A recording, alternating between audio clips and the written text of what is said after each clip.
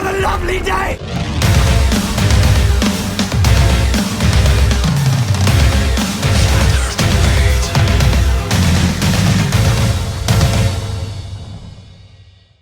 Welcome to Flat Earth Debate Uncut and After Show. I'm your host Nathan Oakley, and if you are new to this channel, or you've not done so already, then be sure to subscribe, hit the bell notification icon and join button to become a Nathan Oakley 1980 channel member and keep up to date with the Flat Earth Debate. If you'd like to support the channel, there is a super chat that runs alongside each of these shows while they premiere. There's also a PayPal, Patreon and crypto link in the info box below the video.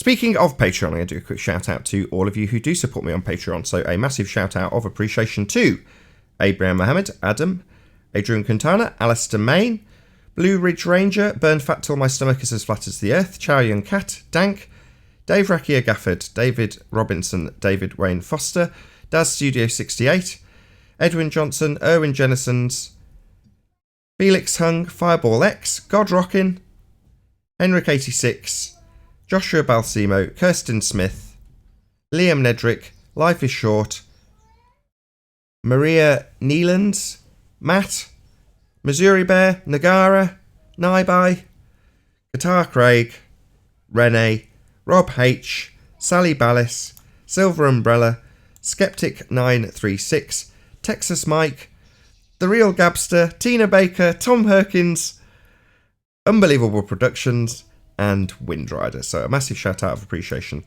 to all of you for supporting me on Patreon. Now we are joined by a fair few people in both Discord and I believe a couple of people in G Plus as well, so I'll raise the mic on them and you can enjoy their dulcet tones while I set up for the first live show. Speaking of the first live show, before I do open the mics, if you did want to watch these shows live on a Friday, so these end of the week shows go out on my second channel, which is Nathan Oakley. There is a link in the info box below this video.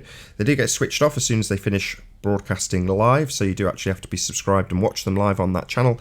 Obviously they're being rerun with the pre and after show now on Saturday on the Nathan Oakley 1980 channel. But if you did want to watch them live, check out Nathan Oakley channel, which is typically where most of the Uncut and after shows get broadcast. No longer. Hello, can you hear me? Mm-hmm. How's it going? Right as I gulped coffee. Yes, we could hear you.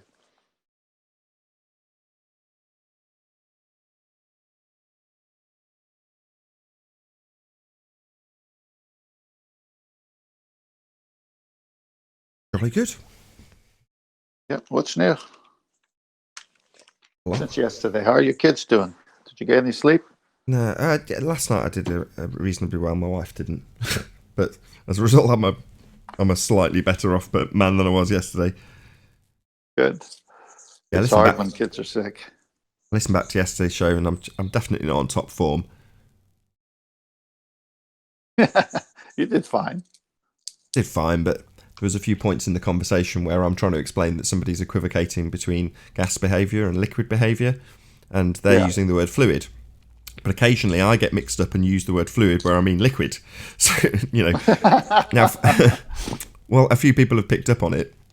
By the same token, I've repeated the same thing about 7 times, and obviously on most of the occasions I'm getting the context correct, but on the odd occasion that I don't, you're like, ah!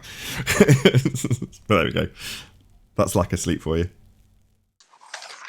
Well, I heard the show. I didn't catch it, though. I knew what you were trying to say, like fluid-like behavior versus... No. Well, that's the right. It's wrong. So it's liquid-like behaviour. Oh, I see. Okay. So fluids is an arbitrary classification.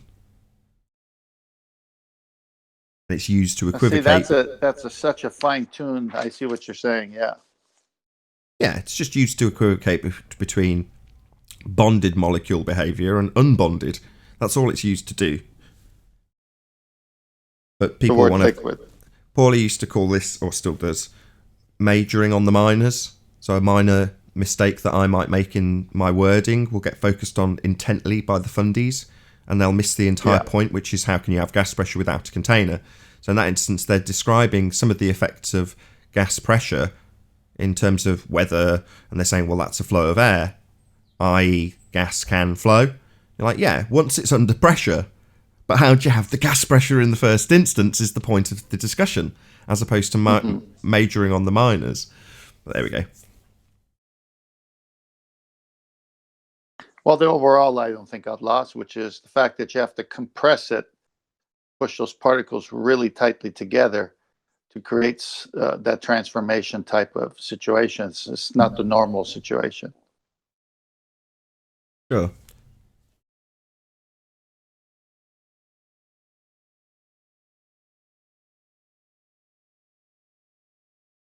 Like I say, the ad homs against me or my language skills in that particular instance are like water off a swan's back now. I couldn't care less. Do you have a rebuttal to the actual argument at hand? If it's just an attack on me and my acumen, or my language skills, or my mathematics, I couldn't care less. Literally. What is it, 4 years, 5 years probably now, of non-stop globe head abuse. It's just now, I'm totally immune to it. All I'm interested in at the end of some ad hom comment that I get is, do you actually address the argument or not? Everything else is hyperbole. So you're like a telemarketer, you develop thicker skin. I only heard telemarketer. Say that again. I said you're like a telemarketer. When I telemarketed, at first it feels like you feel bad, right? All the people telling you to like stop calling and all that. But then after like a week or two, you just don't think about it anymore. You just brush it off. Yeah, I worked in sales, so 9 times out of 10, if you're in sales, you won't close the sale. 1 in 10. Yeah, that's a good rate that they expect out of salespeople. Generally, it's the rule of 10 with everything in sales. So if you've sent out or contacted 10 people, you want to get 1 lead from it. And if you're dealing with 10 leads, you want to be getting 1 sale out of it, and so on and so forth. So your conversion rate when you're in sales is always far, far in excess that you're going to get a negative response than you are a positive one. So you just get adjusted to that. And telemarketing is no different. They're going to give you targets and set how many calls you've got to do and the outcome of each call. And it will all be statistically based around the rule of 10 also. 1 in 10 of your calls will convert to whatever it is you're trying to convert it to. Yeah. Yeah, so the other 9 are just the people in the comments that are like, you're a moron. Earth is obviously a sphere. We've got pictures from space. Just like... I was laughing on the part when he said, well, let me see, in the car, is the air moving with you? He said, yeah. This was Rumpus, I believe. And so when you throw the object or the ball up, it comes back down to you in your hands. It doesn't go straight back to the car, does it? He goes, yeah. And then he said, well, if you get out of the car and the air is stuck to the atmosphere, stuck to the earth, same should happen, right? Was that Quantum Eraser's re-release? Oh, was it? I didn't catch it yet. Yeah, it was his Thursday show, yesterday's show. Or 2 days ago, if you are watching this on Nathan Oakley 1980. So 2 days ago, Thursday's Quantum Eraser show. That makes sense now. Was a repeat of, I don't know how John Le Bon ended up in fairly open discussion with Rumpus. That's a fairly unusual mashup, wouldn't you agree? Yeah, that was it. That was an interesting show too, by the way. The whole change. I mean, so many subjects got covered in such a short amount of time, and then Rumpus and John Le Bon was like, "What?"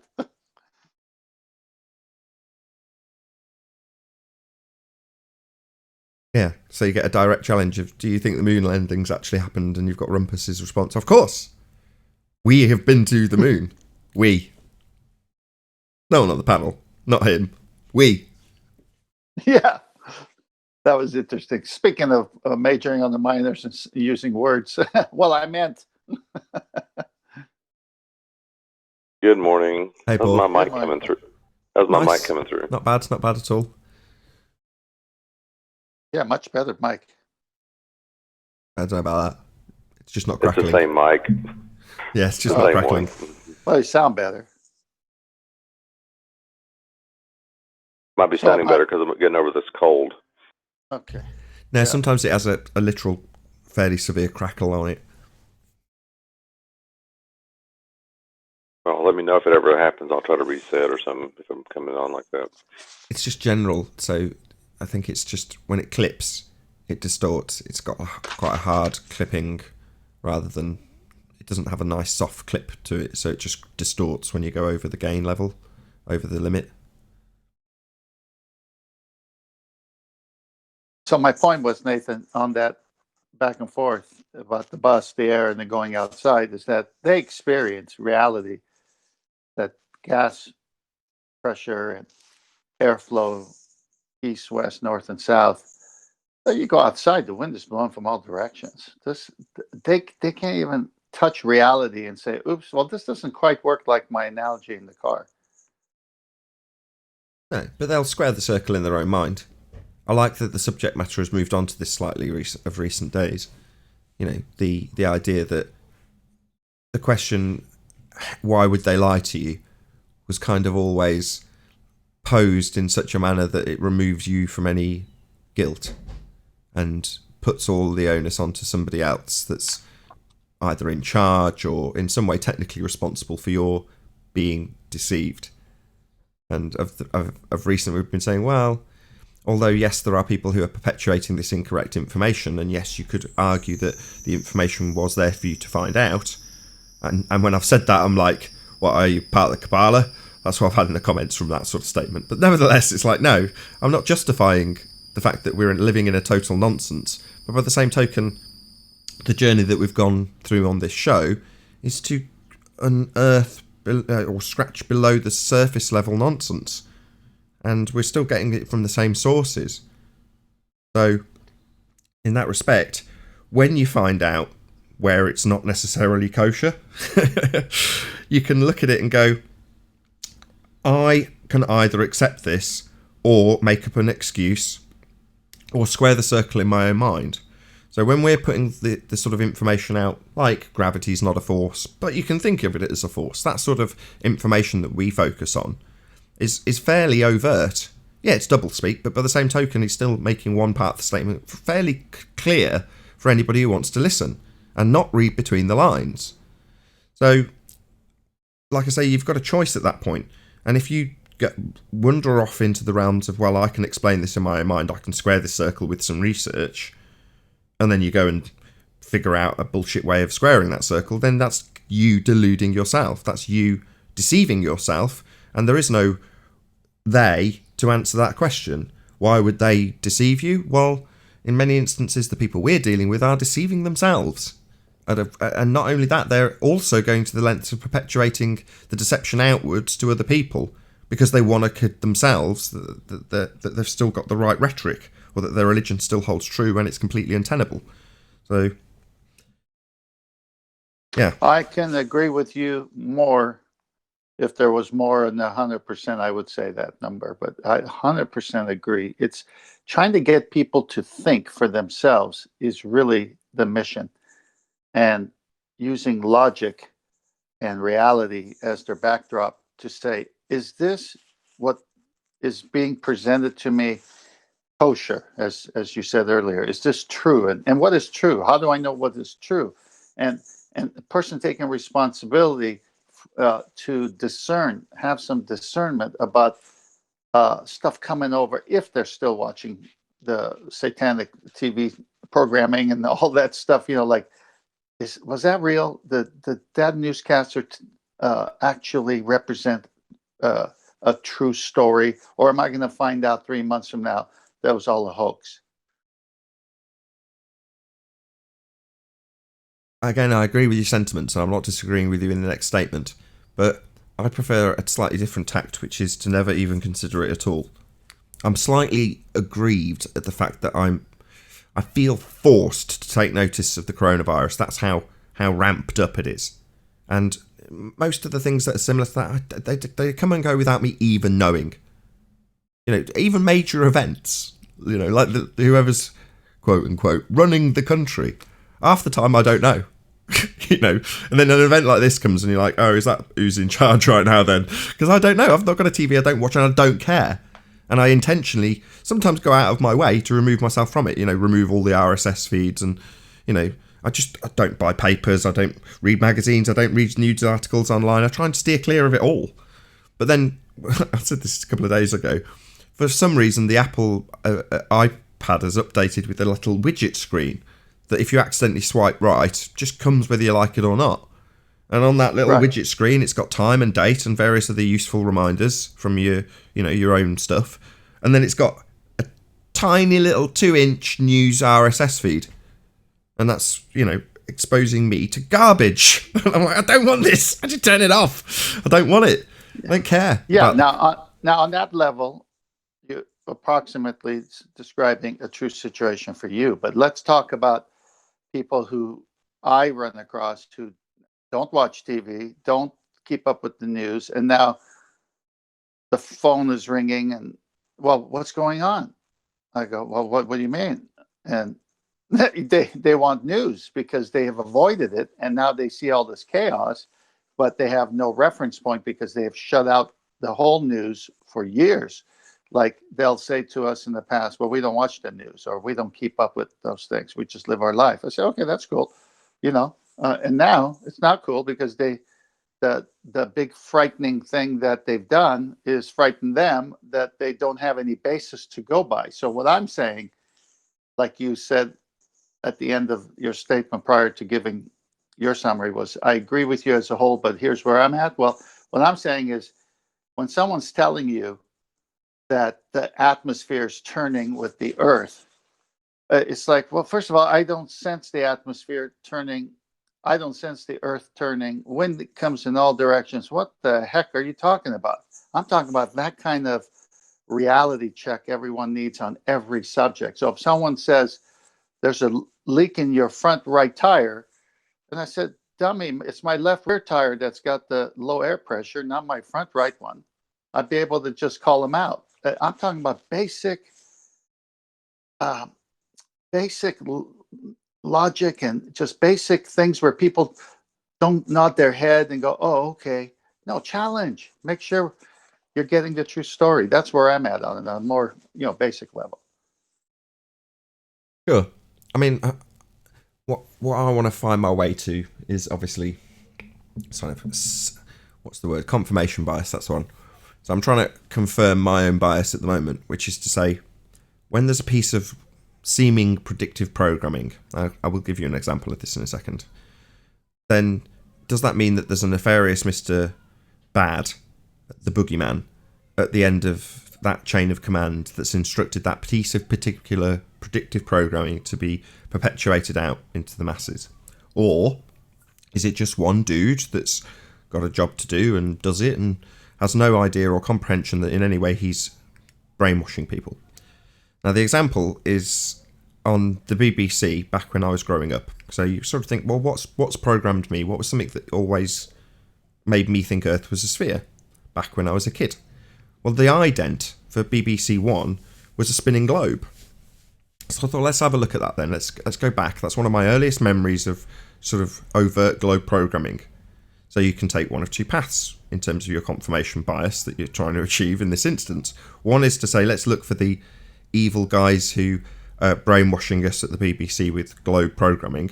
The other is to look at the technology and how it was achieved and see who created it. So that's the route I went. Let's see if it's just one dude at the end of this. And it was. Just some guy with the latest and greatest 3D rendering technology and a Laserdisc recorder. Some old, antiquated now piece of technology. And with these, at the time, horrendously expensive pieces of equipment, he manages to 3D render a sphere, record it onto a Laserdisc, and then that goes out. Literally, they just press a button and the Laserdisc plays at the beginning of each and every single, and now on BBC One, the news. And you've got a spinning globe, 3D rendered, every single time it happened. And you're like, well, that's not because somebody's decided that it would be really useful to indoctrinate everybody on a mass scale every single station break. No, it's just one guy that's like, what can I do with this 3D rendering software? Oh, globe would be cool. I'll make one of them. So that's what he did. And the BBC went, oh, that looks good. Yeah, I'll definitely use that for our ident. That's ace. We'll run it every day. and that's how it came to pass. But that dude has just grown up, been told the Earth's a sphere, got about his daily life, entered into a position where he's inadvertently brainwashing an entire nation. And he's not like I've phrased it before, if you tied him to a chair and said, why did you do this? Why did you brainwash everybody? Didn't you realise that there wasn't any actual pictures of it? And in the 80s, there should have been. And the guy would go, no, I just wanted to use my 3D rendering software. That was my job. No, I there's a lot of unwitting accomplices who have no idea what they're doing. They're just doing it. Right, so at some level, it's kind of, we're all guilty of our own indoctrination, right? So you've just got to change individuals at an individual level rather than chasing after the boogeyman and trying to say, look, when people say things like, it would be on the news, or if it was really true, they'd report it, and, that it would go out that way, and it's like, well, that is how it's going out.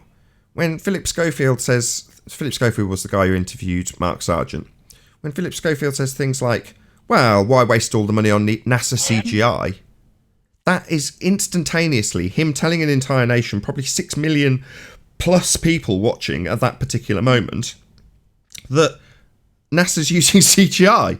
Well, that's just because one guy, in this case Philip Schofield, who happens to be in front of a camera, just happens to say something that will alter the minds of millions of people. But that's one guy. It's not a nefarious call to action from the BBC or whatever station that was on, I forget which, probably ITV. But either way, it's not somebody saying, just by the way, drop in that NASA use it. That's not how it works. So communicating with people on a one-to-one level is far more effective, because I think we're guilty of our own brainwashing. There is no boogeyman. Let me give you an example here, see how you respond to it. So when someone writes internet search, or you're having a dialogue with someone or something, and you're talking about Earth, and something like this: the Earth is physical, but it's not a mathematical object. Now think about that. The Earth is physical, but it's not a mathematical object. What's the purpose of that statement, and what am I, average Joe, going to do with that? Not a great deal. I know what the statement means. The mathematics of models that have been reified aren't the world we're living in. And while you might be able to measure aspects of the world, that doesn't make them the world, the measurements, that is.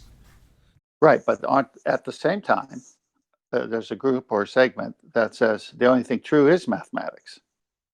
Well, they're just wrong. Okay, so then when the R doesn't match the modus tollens in the black swan, what do they say now? Well, they've got two choices. They can either go, well, it's still a physical edge, it's just loomed and destroyed their own geometry in the same statement, or bullshit a little bit like Mr. Sensible and say it's only a mile bigger, and have somebody like Mitchell from Australia point out the maths where a physical reified sphere edge would be considerably larger if you do the mathematics on the black swan image, again destroying their geometry and assertion that it's physical. So what are you going to do with it? Well, either suck it up that the Earth's not a sphere, or perpetuate the deception throughout YouTube for maybe someone else to pick up on it, and then perpetuate it out on mainstream. The bullshit, that is, that somebody at ground level... Marcus, can you pop yourself on mute, mate? So at ground level, somebody's going to perpetuate that out to somebody else who might reach millions with it. The nonsense that gets developed here at ground level. Cogent, comprehensive, excellent, it won't be. It'll just be some bullshit. Go on. So then back to our initial topic. I reify that, right? Because they didn't tell me it was a sphere with a radius. They said it in a certain way, and then I reified it into a sphere. Yeah. And in so doing, if you've come across something that is incorrect, or doesn't correctly work within your own reification, you'll take steps to correct it in your own mind, and you might even voice that to others who do the same, and so it goes on. So if they say, as you further research, well, it's just approximate, it's arbitrary, it's theoretical, but then I go around and I fight flat earthers and say, no, it's a sphere, it's got a radius, it's this, it's that. The boogeyman never existed. I reified it. Exactly. So who's they? Yeah, well, they in this instance and this, where we are now, this setting, is our opponents. Now, our opponents might be talking directly to, let's say, a 20-year-old intern who sweeps the floor of some studio. And in 20 years from now, he's going to be the executive running the place. And some of the information that's been perpetuated here at ground level might work the way to that person. Now, I'm talking all of this in the negative, of course. This is all in regards to my justification for our own indoctrination of ourselves. Now, the same is equally true to say, well, the same applies to our information. In other words, at some point, using the Philip Schofield example again, either Mark Sargent directly there and then had an impact and he took on board what he said and replied in the way he did. It seems unlikely because he specifically said why they're spending money on CGI when it could go to hospitals. Well, that wasn't directly Mark's point, which seems unusual and can only be the result of one thing, this information permeating its way into Philip Schofield's consciousness to the point where he can respond in that manner. So it means that, yeah, while I can talk about how it's come to pass that we're all deceiving ourselves with actually standing on a sphere, the we're not actually standing on a sphere will equally permeate out in the same exact way. But when you've got people who are against you, they'll set down standards that are unreasonable. So it should go from a few random YouTubers, Jeranism, Mark Sargent, Matt Powland, Eric DeBay, on YouTube talking about it in a very insignificant and minor way, to where we are now. Well, that's organic. And that is how it happens. But, you know, I remember in 2014, 2015, people saying, oh, yeah, you're telling us it'll go mainstream in a year. And then 3 or 4 years later, you've got Mark on national TV and lots of other people doing national TV. And, you know, it has gone exactly that way. It just didn't happen in the time frame that our opponents wanted it to justify that it isn't going mainstream. Well, if they would allow searches to appear by the number of hits instead of hiding it way down to the 12th page, because I used to remember when I used to hit flat earth, Google, all kinds of websites would pop up that now if I do not, and it's all the opposite. How can I put it? They're now real flat earth channels that are popping up at first anymore. Sure, it's anti-flat earth that comes up on any search you do on Google or on YouTube. The first results will always be the anti-flat earth results. Right. So maybe the delay was caused because it was actually going to happen on that timetable, and they said, well, we can't have that happen. So whoever, so next thing you know, in something that we can all verify for ourselves, hey, how come my search results aren't showing what they're supposed to be showing? How come I have to go down 10 pages to find it? How come what's going on here? Well, that's a delay move.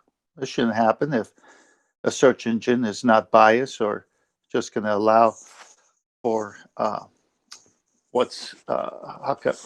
something that's on top of somebody's mind and what's been hit a lot to pop up at first. Well, you're doing something to hide it. You got to do something to hide it. It doesn't hide by itself. Didn't before. That's Good morning, guys. Good morning, Chocolate. That's describing censorship. Well, I can't remember who it was. I think it was an Orthodox came on and was like, if this was true, it would be censored. And we gave the examples you've just detailed. And his response to that was, no, that's not enough censorship. You should be stopped from live streaming. If you were, that was his response. In other words, oh, right, okay, yeah, I can see that. But that's not the level of censorship I would expect to see if you were actually telling the truth.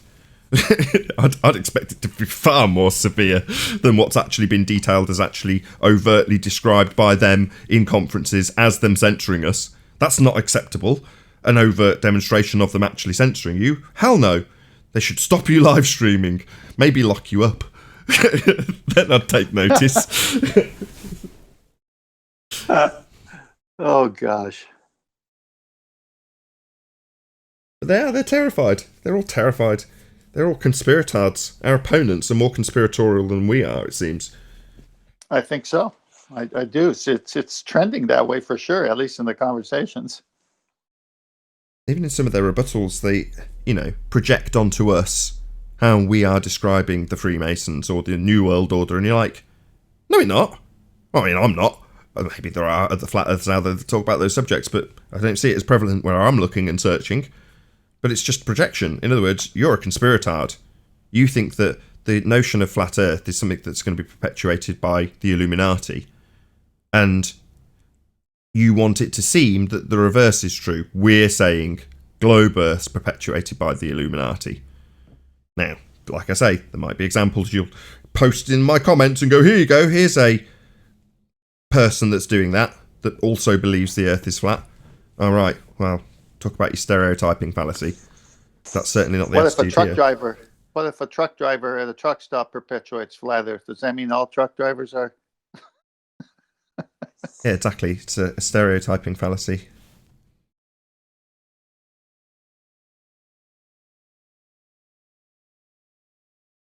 Oh, what a day! What a lovely day!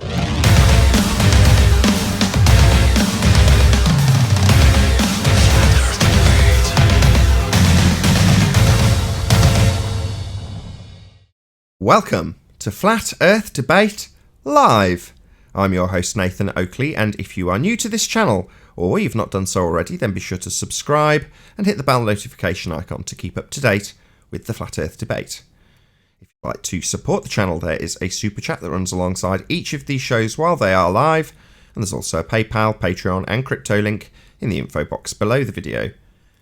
Most importantly, if you'd like to join the discussion, simply mute the page you are currently watching, then click the link in the info box below this video to join the panel and express your views on the nature of Earth.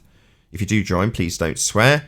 If you do, you'll be ejected, and if you are, please don't try to rejoin the stream using sock accounts. You'll be warmly welcome back on the next stream. Please also share the show on social media. Sharing the show obviously increases the live audience, but this in turn increases the chances of a more diverse panel, so please share the show on Facebook and Twitter. And one last time, if you're new to the channel or you've not done so already, then be sure to subscribe and hit the bell notification icon to keep up to date with the Flat Earth Debate.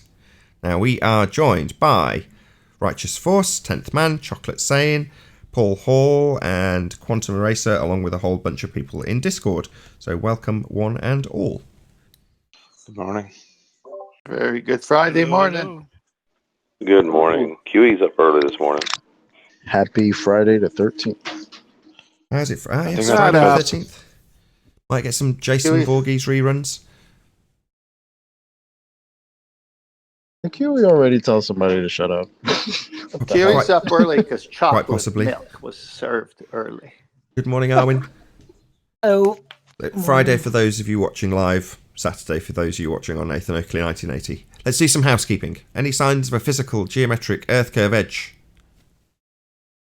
No. No, sorry. No, but I've been trying to use the refraction Teaching. simulator to find it, and I've yet to find it. Hey, Bev. Teaching otherwise. Oh, I've got an echo there. Teaching otherwise is apparently child abuse, if you didn't know. Teaching otherwise of what? Earth curve. Oh, saying there isn't any Earth curve. Yeah. Teaching children that level is a straight line on a horizontal plane is child abuse, apparently. According to who? Like flat Earth. According to Yeah. Fight the Flat Earth. Is he Yeah. suddenly the education secretary in this country now? He's making public statements that that's the case. Yeah. He's a retard. Certifiable. I would agree with him. Oh, no. That he's a retard. I bet you And here we Wow, go. Brenda. Serious Brenda. He said he's a retard, and Brenda said I would agree with him. Yeah. Well, you're Well, thinking yeah, he's we- a retard isn't the salient fact. I do a think very, very teaching dumb. children flat Earth would amount to child abuse. Yeah. Oh, really? Oh, You're Yeah. a retard. Yeah. nice. He's like back I've in his destroyed you. Yeah. Can I just say, destroyed you in Brenda? every You're a debate. retard. Sorry. So Brenda, you're just as big of a piece of Ad shit as homs? Fight the Flat Earth then. No need. That's No what you're need. saying? Hold on. We haven't heard the reasons. Why, Brenda? Why? Because you're handicapping their future education and preventing them from understanding the world around them. Flat Earth. Flat destroys Earth people's- is you're a retard. Hold on. That's what Sorry. your problem Sorry. is. Besides a baseless assertion, what have you actually got to justify that statement, Brenda? I just told you, teaching children lies is abusive to them. It's not a lie. It Well, neglects. Brenda, Which lie? You said it restricts their understanding of the world. That's what you said. It limits their education. You said. Yes. So can you expand on this? It's a lie. Yeah, I heard that. So I'm hoping you'll expand on your description that it limits their capability of understanding the world and limits their education. Can you explain those two, please? Yes, because you're teaching them falsehoods about the world and bad reasoning, bad science. So, Oh, come on. For limits their instance, you don't even ability know what to science understand. is. Give us a for instance. Yeah, exactly. Can you qualify these statements with an example rather than a baseless Can assertion? Can I just state that it was level is a straight line on a horizontal plane. That was where Brenda jumped in, saying that was child abuse. Is that right, Brenda? Well, that would be a bad definition. A bad definition? What do you mean? It's just a definition. Level look it up means in their- perpendicular. They could look it up to in their the English surface class. of the earth. They could look it up in English That's what class. level means. Doesn't. They're going to get to respond to her. Yeah. They Go could ahead. look at. Let's try for the 6th time. They could look it up in their English class. So I don't understand how this is a qualification for it in any way limiting their understanding of the world or limiting their ability to be educated. It doesn't qualify that statement in any way, shape, or form, Brenda. So far, big fat fail for your baseless assertion. Because, like you, for instance, you can't understand the difference between concepts and the things that concepts refer to, because you are conceptually crippled by your belief in the flat Earth. Sorry, why is this turned into? Yeah, a you're description- mentally crippled. Sorry, I don't need to hear it 4 more times. I heard. So why is this turned into an ad hominem attack on me, rather than a description of how this would in any way qualify as child abuse or limit the education capacity of a child or diminish their ability to be educated? You haven't qualified that because at all. it cripples the child intellectually. That's another baseless assertion. You haven't given us a for instance. What do you mean, for instance? Well, Bev's given you a qualification for why this statement's been made. He's given you... You're going to need to talk without interruption, Brenda. When you talk through me, it demonstrates you're not listening. You've asked a question that I'm attempting to answer. So try and be patient and not talk when I talk. Thank you. The Bev's given you a qualification for the justification by your own side to claim child abuse. He gave you a specific example about defining level. Now, after that example, you've spewed out a few more baseless assertions and attacked me personally. So that doesn't qualify a lack of ability to be educated at all.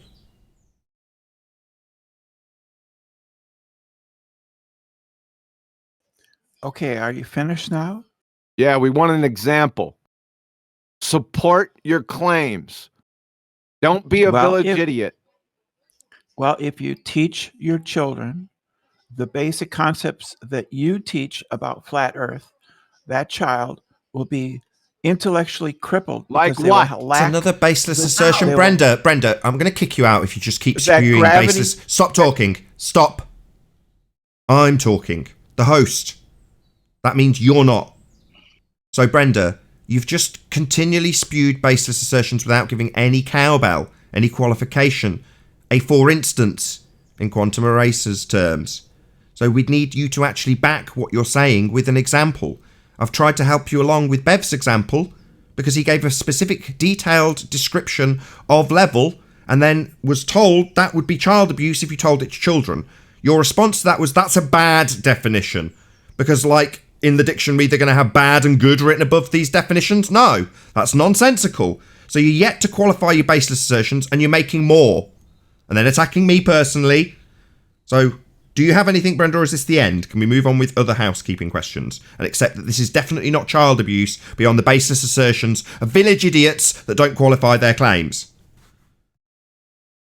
Well, an example then, a qualification of the claim, would be teaching children that gravity, it doesn't exist, cripples them intellectually because gravity does exist. It is a fact that everybody knows. Okay, can you show it me, Teaching please? children that- teaching Sorry, children- this is a debatable subject. So, can you show me gravity if it exists, please? I'd like to qualify it by holding it. Yeah, gravity is the effect. It's a phenomenon. which is the effect of mass curving spacetime. Sorry, space-time is a conceptual medium. We went through this yesterday. Eventually, you talked through me at nausea and I had to eject you because you wouldn't accept that you had reified the convention described by Einstein. You refused to accept that that was a reification on your part. Yeah, because it isn't. What do you mean by conceptual medium? What does that phrase mean? It means that a medium would be something you can put stuff into in physical terms, and conceptual means it only exists in your mind. So it's a medium that only exists in your mind. You're feeding back, Huey. We've got- It's conceptual. Well, that's Brenda. that's the wrong definition of medium. A medium isn't like a thing that you can put stuff into. That's not what medium means. I'm more concerned with the conceptual bit. Yeah, can you have concepts about things, Nathan? Yes, you can have a concept about what a car is, but then I can actually show you a physical actual car. You can't show me a physical actual gravity because it only exists as a concept. It's a conceptual medium. Space-time is conceptual. It doesn't actually exist. There is no actual space-time. Time itself is a concept.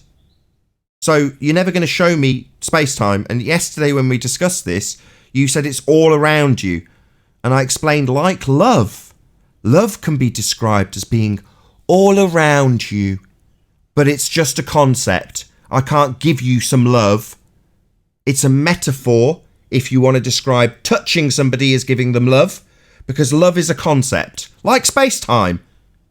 I can't put a bow around it and present it to somebody. I can't present love. I can't present space-time. It's a concept. Simple. Can you behave in a loving manner towards somebody? Say, for instance, Did I not just say this literally 10 seconds ago? I described that metaphor. I just did. Yeah.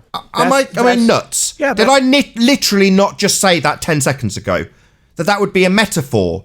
It's not an actualization of love. It's a metaphorical description of being, in your now vernacular, loving. Right, but that's not a box of love. I can't weigh it. I can't qualify it in any way, shape or form. The only qualification I can give is for the physical interaction. And you can describe that as love by metaphor, but it's not. It's a concept. Like freedom. It's not a concept, it's an emotion. And you can behave in a loving manner Hey, knucklehead. towards the people. Knucklehead, retard, Brenda. What he's trying to tell you is you can't physically manipulate a concept. Space-time is a concept. You can't bend it or dilate it. Do you get it? Space-time is a concept that refers to an actual physical reality. Oh, really? What's which the you physical can reality? manipulate. Space, and time, which is duration. Extension into okay. Show us a box of each. Yeah, any particle you can measure extension. Get a Oh, ruler, no. Show and us. you can measure. Get a ruler and Show us. measure extension. You can measure Show the us. width. I want to see you bending time. You can I bend want to see time her by measure traveling. measure time. How about that with a Yes, ruler? measurement. You Measure measure time with a time ruler, with Brenda. clocks. Time. Really? What do clocks So we measure? measure What do a football clocks measure? field by a yardstick. So if I bend the yardstick, does the football field bend also? If you travel at light speeds, Oh, then you're traveling. at the light measurement speed will down be the different. drain. Is this scientific evidence? So this is elementary is relativity. this scientific evidence? Yes. Oh, give me a moment. So clocks measure time, yardsticks measure space. Those are real things. They're not imaginary. You can have concepts about real things. You can have concepts about real things, but that doesn't mean that you're reifying Nathan, those can you see my concepts. screen? And live?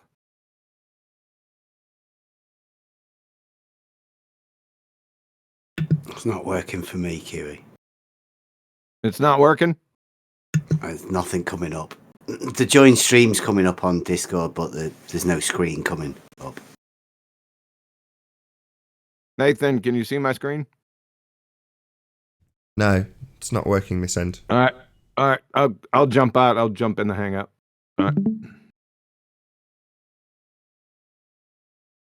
All right, so do you understand now, Nathan, that you can have concepts that refer to things? Space is extension. It's measured with yardsticks.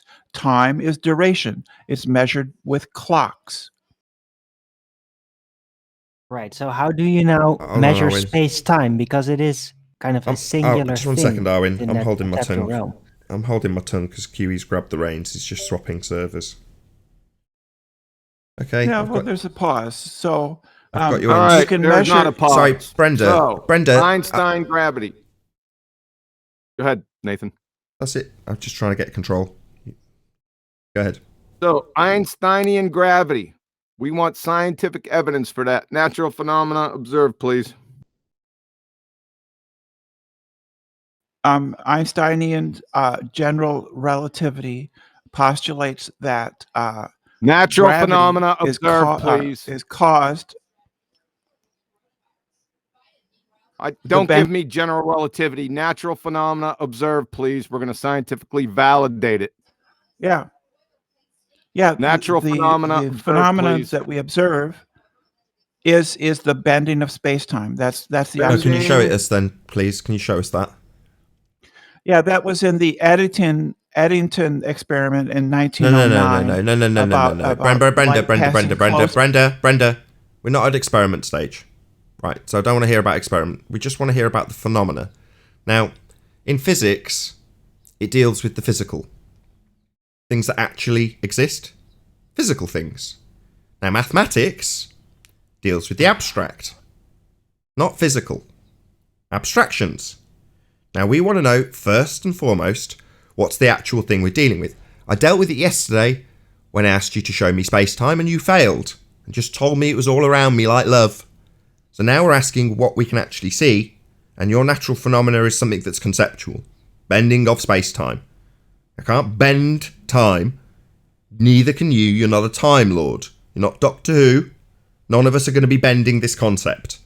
It's not physical, so we can't bend it. But you've got a natural phenomena of bending conceptual mediums, which you can't do. So you're not going to show me anything that's space-time, and you're certainly not going to show me bending it. It's purely conceptual, purely mathematical, not real, not physical, not a natural phenomena. A concept, Brenda. That's why you can't show it me and I can't manipulate it in any way.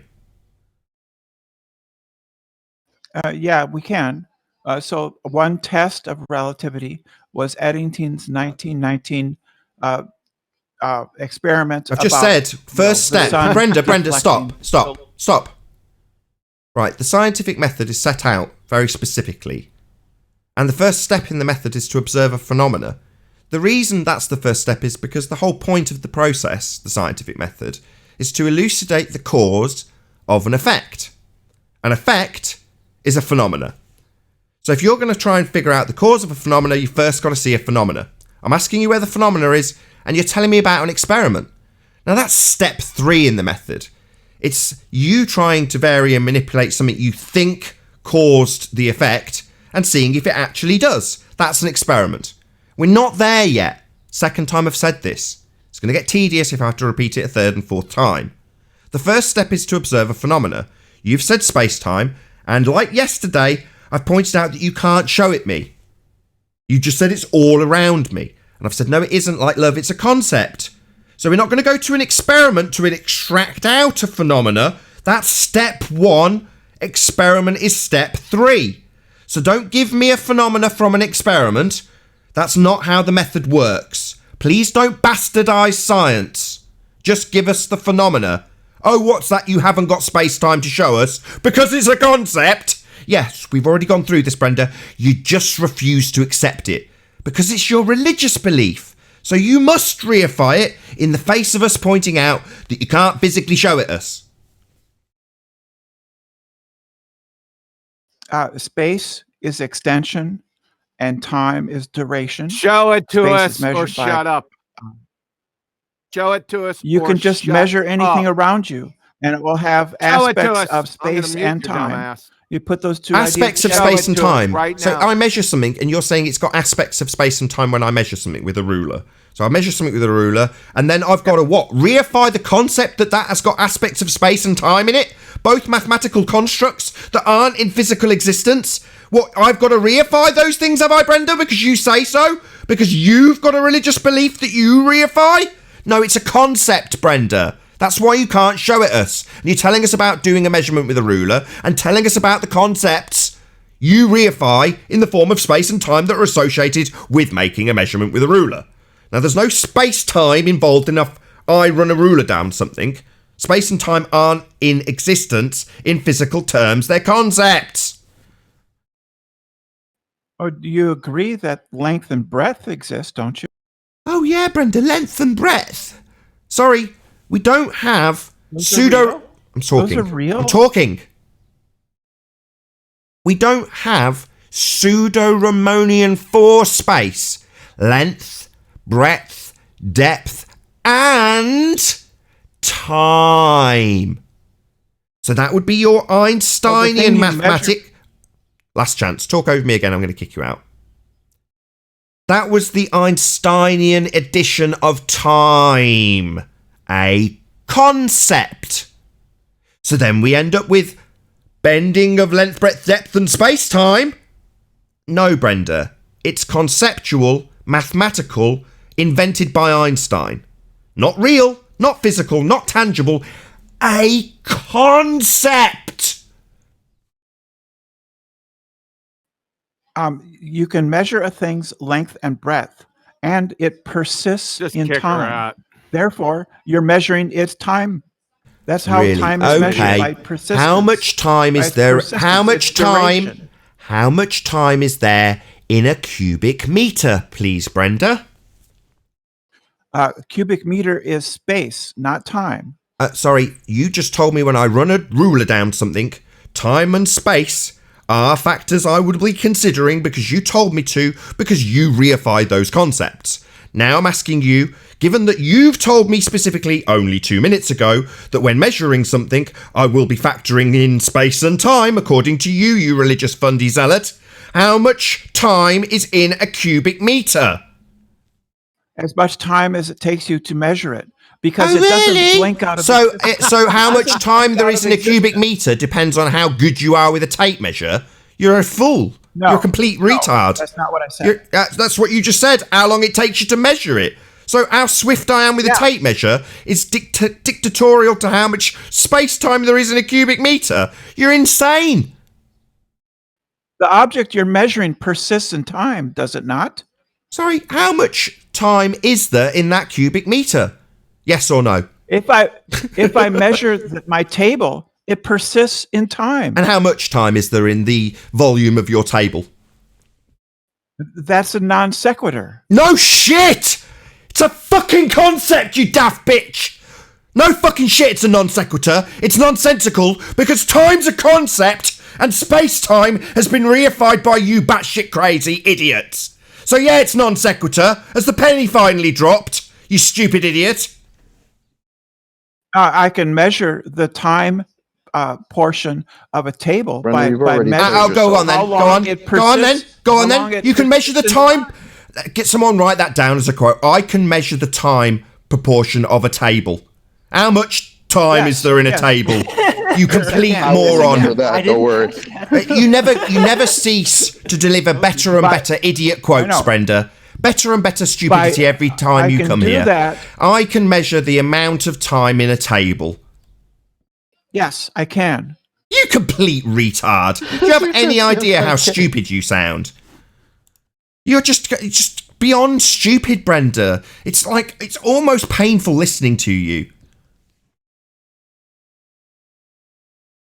By noting that the table persists in time, I am Time's a measuring concept. its time. Time's a concept. Time is a concept. So what, because it persists in your reification of time? What, and the qualification you'll give with a clock and its cogs moving? It's a concept! So let me explain this. So if I say the table is in the kitchen and how it's been there for 3 days, I can give you the spatial component, which is length, breadth, and height, and the time component, which it's been there for 3 days. What, you That's how you measure arbitrarily space. assigned how much it's spent in your kitchen rather than Home Depot? And that's how much space time it's got? You complete moron. You think that your arbitrary assignment of its time value is how much space time it's got? You thick.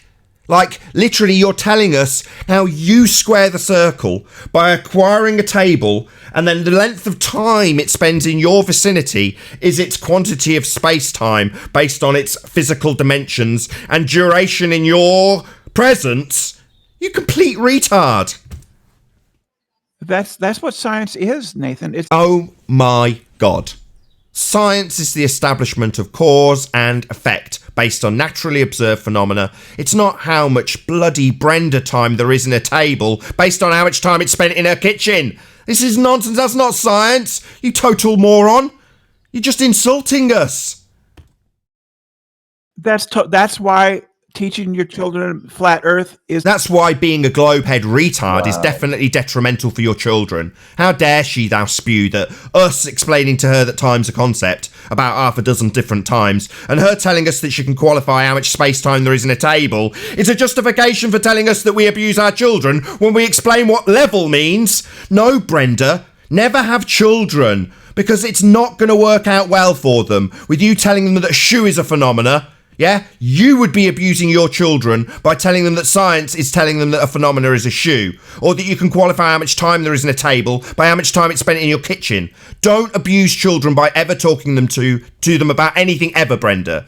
You just by talking to children would be abuse. You not being able to understand. Shut up. Don't ad hom me. I've just demonstrated how stupid you are. No, you don't get the opportunity to just ad hom the shit out of me, you complete retard. Don't ever talk to children. Your words will infect them and make them less able to be able to process things sensibly. Your presence around them will make them stupid. So you're I don't confused about think the distinction Brenda between can the get kids noumenal anymore, but and the phenomenal, right? That's your confusion. Brenda, Immanuel Kant made a you distinction literally between said the you can nominal measure the and the. space time in a Hold on. table. Like, you're ridiculous. Yeah. You're not even. You know, if Right. you just it probably only would work if there was a donut on the table, though. But Brenda, was it? But the donut, the hole in the donut was space time, wasn't it, Brenda? So now you have the Yeah, space time in the table yeah, it's and in the composed hole of in the that. donut. How does that work? I hear there's this artist that actually, what is it? Plasters edibles into tables. Maybe that has something to do with it. can we Depends how get long. back to the actual statement Bev made? Level is a straight line on a horizontal plane. That is not teaching flat Earth. That is talking about what level is. Is that child abuse? Of course not. Yeah, that's not the definition of level. Level means perpendicular to the surface of the Earth. You want to bring that up? Can you post that in live stream? Do you want to post that in live stream? Let's see where you got that from. Let's go ahead and share screen. Let's go over level. Oh boy. All Pulling up that right. citation, Brenda. It looks like No, Kiwi's we're beat gonna you go to over it. level right here. Okay. I got it 4. Level is flat. They're mutually exclusive. From Merriam-Webster, level, to make a line or surface horizontal. To make flat or level. Synonyms: even, flat, flush, plane. These are all Merriam-Webster. Level, flat, plane, even, smooth means having a surface without bends, curves, or irregularities. Let's get some more. Dictionary.com. Level, having no part higher than another, having a flat or even surface. Level, being in a plane parallel to the plane of the horizon. Horizontal. Level, to make a surface level, even, or flat.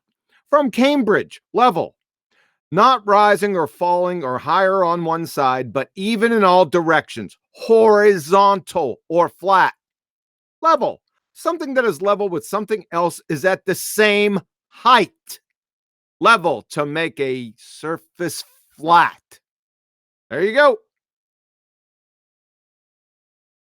Yeah, Thank I'm you. using the physics definition, number 10 under the Wiktionary entry. It's the physics definition used by physicists means physics Really? perpendicular to gravity. That's what level means. Can you in please cite physics. that? Can you Post please cite that? Yeah, post it in Brenda. live stream, please. Thanks. I said it's in Wiktionary, and it's Sorry, can I the just 10th definition. Yeah, would that be a plumb bob though? That would be perpendicular to a vertical, would it? Like a plumb bob? Is that how you would say whatever you're saying? Would a plumb bob tell you the direction of what you're talking about? The plumb bob indicates the direction of gravity. And would that be a vertical?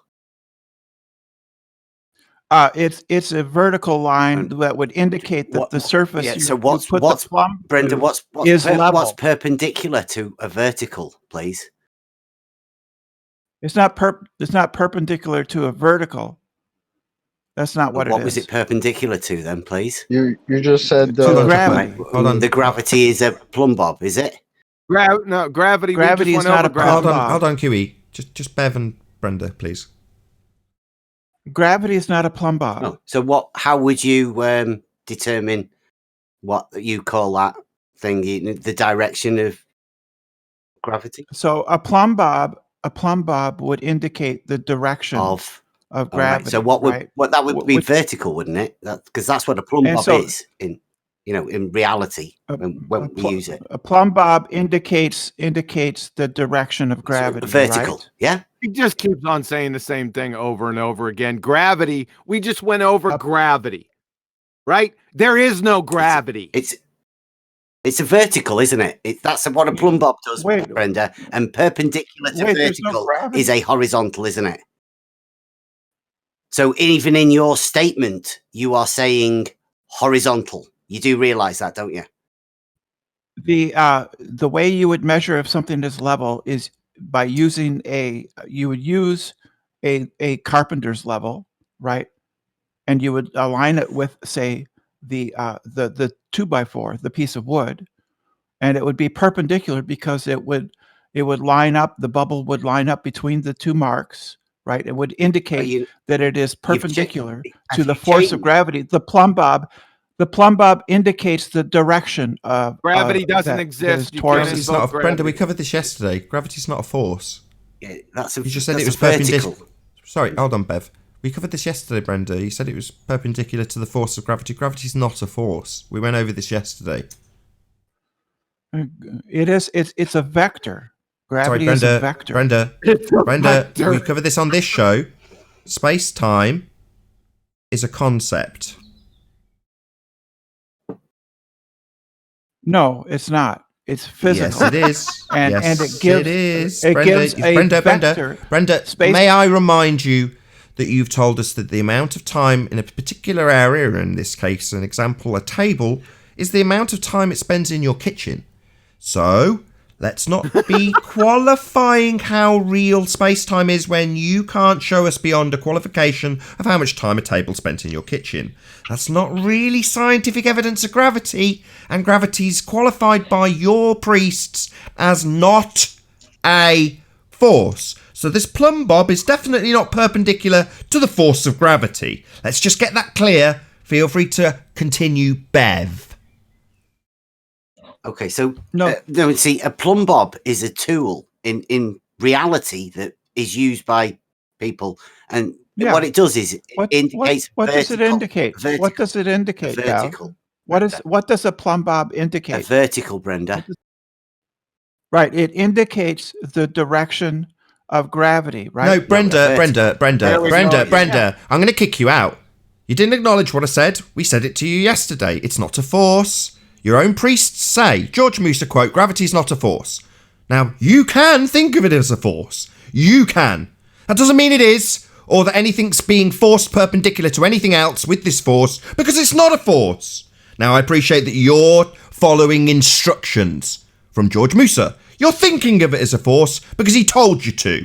Now, we're not being told by George Musa to think of gravity as a force. We can think of it as roast chicken, but we're not going to be. Now, you are, and we're telling you, it's not a force, it's a concept you've reified. Stop asserting this. If you say it a third time, I'll kick you out because you're wrong. Nothing's being forced perpendicular to anything by gravity. You are wrong. It's not a force.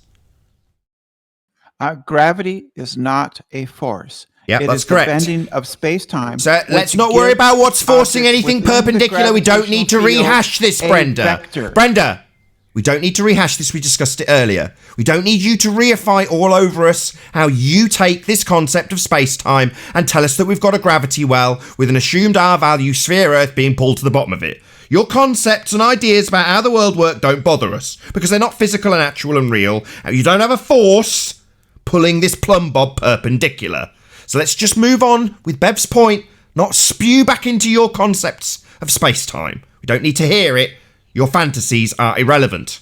We're talking about things being perpendicular. Go ahead, Bev. Well, I think it's pretty simple. Like a perpendicular is defined within Euclidean geometry as a line that meets another line, a straight line that meets a straight line at right angles. Would you agree with that, Brenda? Yeah, that's what it means. At right angles to So one straight line has to meet another straight line perpendicular, right? yeah. Yeah. So eye level. That's it. Eye level would be an example, right? An example of what? Sorry. What you just said. Eye level would be an example of perpendicular. Yes. Right. How? Correct. Perpendicular. You don't what? understand that? You don't understand that? You just explained it. What are you talking about? How Hold can on, you hold not on. There's been some understand that? confusion. He's not agreeing Brenda. with you. Hold on, Bev. He's asking you for further qualification as opposed to agreeing with you, Brenda. There's a slight upward inflection. Well, see, so you said, okay, so I can explain that. So perpendicular means at right angles, right, to the force of gravity, to the No, it pulling of the doesn't. force of I'm going to gravity. kick her out. So eye hold level- on. eye Anybody level is object? I'm going to kick her perpendicular. out. Yeah, get her out of here. Bev. So yeah. Bev. Hey, You Bev, object? we should debate sometime. We should Brenda, debate I've sometime. told you. Yeah, I Now don't let's just think tell her it'll why be a she's big leaving debate, because would she it? will cry See you- foul. See you, Brenda. And all right, Brev's in agreement that you're going to be being kicked out, I Brenda. destroy you. I destroy Brenda, you. Brenda, on You're 3 never separate gonna- occasions, I've told you not to Oh, right, reassert yeah. your reification of gravity being a force. And every time it comes to you describing something being perpendicular, you insert your reified force. Now, it's also been explained to you that this is Euclidean, 3 space. So there's no space-time, there's no fourth dimensional time in this. But you're utilising fourth dimensional space-time in the form of gravity. It's just been explained to you. Not gravity. Not pseudo-Riemannian 4 space, Euclidean 3 space. But you've agreed and then substituted in a completely different mathematics to give you a non-force. So, bye-bye, Brenda. You've done it 3 times. I've now explained why you're not playing fair. You're just reifying your concepts all over us. So, bye-bye. Take it elsewhere to other fundies who will just nod along when you reify concepts the way they like to reify them also. We don't have to reify this into a force because a man said you can think of it as a force. We don't. We work at the really is level here. We work with physics and the physical, not with the conceptual and the mathematical. Bye-bye. Take it back to Jose Retard's channel, okay? Because you're one of the Supreme Council panel members over there. Right? Take it back there. Wow. Arwin, did you have something to add? I shut you down right at the beginning of that. It's just she was so all over the place again. You know, it just gets created. Brenda really is just mostly a philosopher, in my opinion, and she just fools around with it and tries to Philosopher? imagine like she's a scientist, but it's all just. Philosopher in the Elmer Fudd range. She's completely Well, philosophy can incoherent. go anywhere. you know. So Yeah, Elmer Fudd direction. Yeah. right. It's not even Xeno levels. Xena, as in warrior princess. Xeno. No, Xeno. It's a warrior princess. I think with what this is exposing here is the black swans put them on the back foot. They've lost geometry, and they're searching for some geometry, and Euclidean isn't going to help them in the slightest. So they're going to be fumbling for quite a long time, I would imagine. I don't know. It really depends on how well they can keep the cognitive dissonance going concerning reality versus models, which can also be conceptual medium based models. So as long as they can keep those two mixed up in their minds, they can do pretty much anything. It'll make no sense, but they would be able to keep going. Yeah, they can keep going, and we'll keep exposing them to everyone and their sister for the crayon munching retards that they are. Yeah. Paul, did you want to present something? I've got your screen up if you did. Yeah, I'm just saying is I'm actually controlling, just so you know, I'm controlling the geometric horizon. Watch. It's disappearing and of course moving, I'm controlling it. That's all. That's wanted to show you this. Every time I change the temperature, the horizon moves. So this geometric horizon, I can control it with temperature. That's the only thing I was going to say. Is that the geometric horizon in the left picture? I don't know what it is. That's not the geometric horizon in the left picture, Holmes. Not at 1 foot. I know. Well, I know, but it's moving. At one point it's here, and then I change the temperature, and it moves way out there. Well, actually, it didn't show up on that one, on the left one. The left one's supposed to be the globe. The right one is the flat Earth. But all I'm doing is changing temperature, fluctuating. That's not the geometric horizon in the left-hand picture. Oh, I know. This is a reification because it's a simulator. But no, if this is at 1 foot, that's not 1.22 miles away from the observer. Is it 1 foot?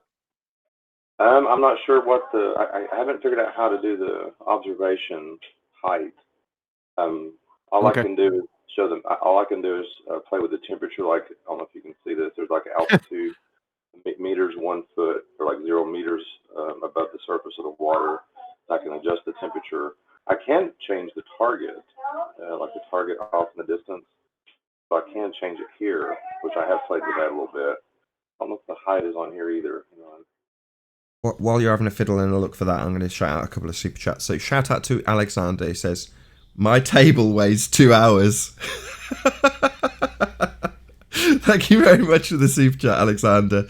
Yeah, my table weighs 16 hours, so my table's better. Thank you for the super chat once again. Also, Just Jack Flat Earth sends me $10 and says, at Nathan Oakley, I posted my mockery song about our horizon. Links in your email. So he's been in touch with me saying I'm going to get a song together or a poem together in regards to our horizon, who art in geometrics.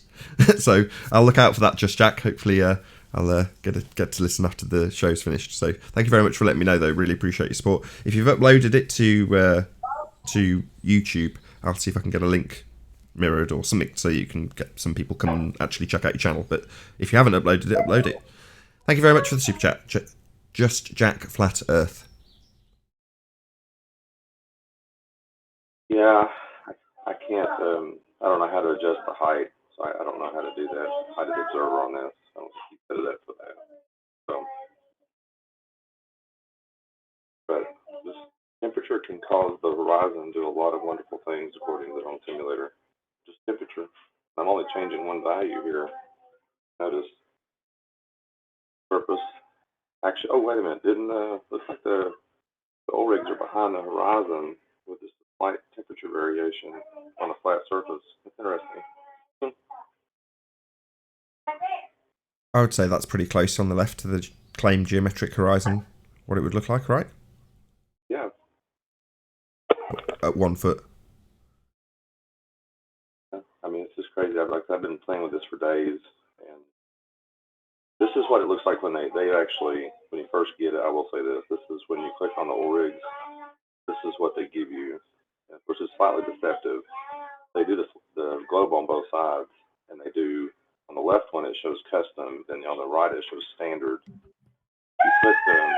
you put the flat Earth, you change it, and you put the same values in they show.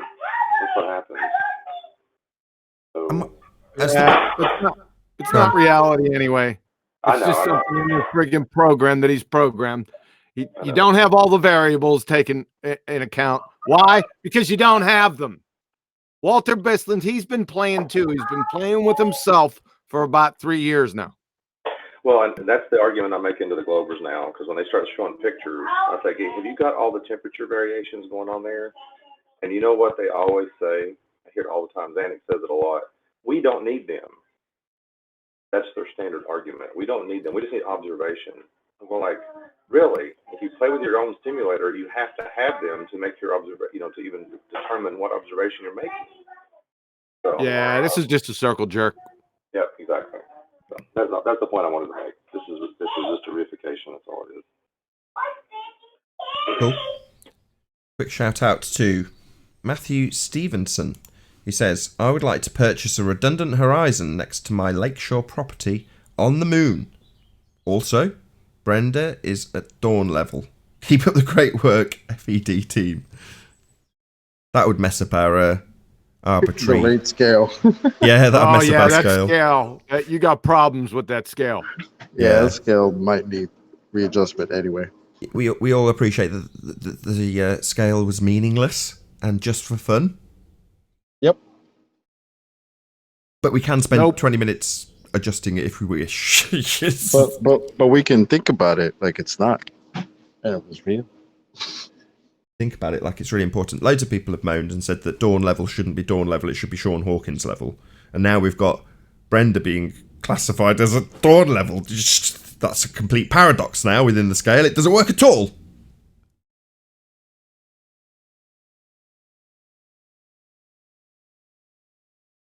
Yeah, there's only one level. It's the Brenda level, and there's different variations of the theme outside the little bell curve there. But that's the level. So they're all at Brenda level. So Brenda becomes the default level. Yes. I see. Which in their world is literally curved. But Bev, are you still there? Because that whole discussion started as a result of you being described as a child abuser for describing level, right? Yeah. What an outrage! Yeah, it triggers them tremendously, doesn't it?